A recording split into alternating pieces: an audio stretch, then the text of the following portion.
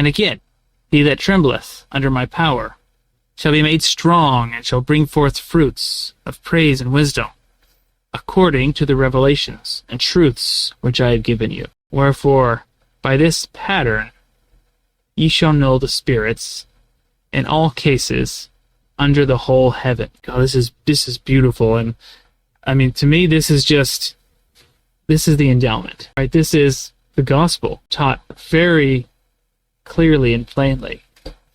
And by I'll say coincidence, I don't know if we say we believe in coincidences or not, but I gotta read in Brigham Young, as I do, and I was just pondering on a quote that lines up so well with this concept. Because what are we told here? There are patterns in all things.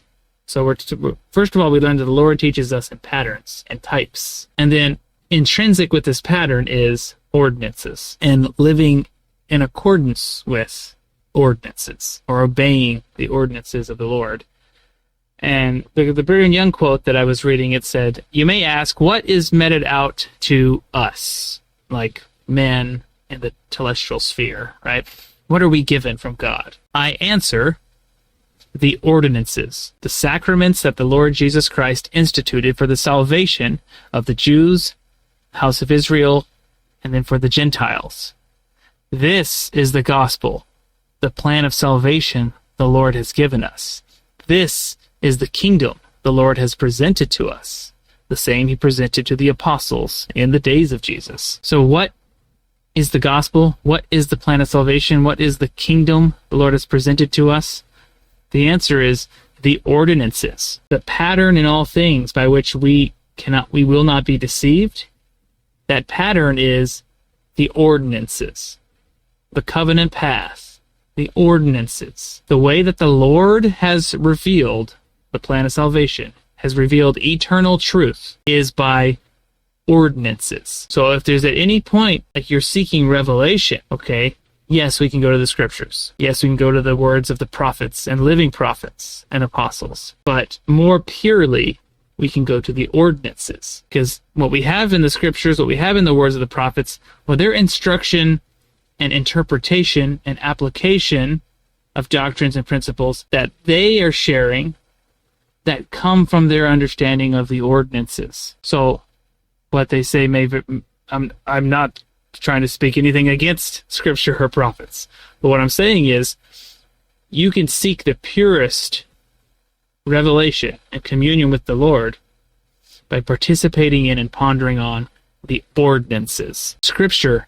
and prophecy and words of prophets and apostles, those come from the ordinances. They are first ordained and initiated in the priesthood. They receive the ordinances.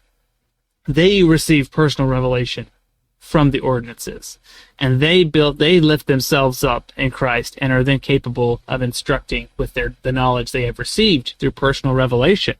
That is all of value and is all good, and we can certainly receive insight and revelation through their words. But what I am understanding, the pattern that we are given, the gift, the endowment that we are given from God, from the Savior, that is of most value to us are the ordinances, starting with baptism through the temple.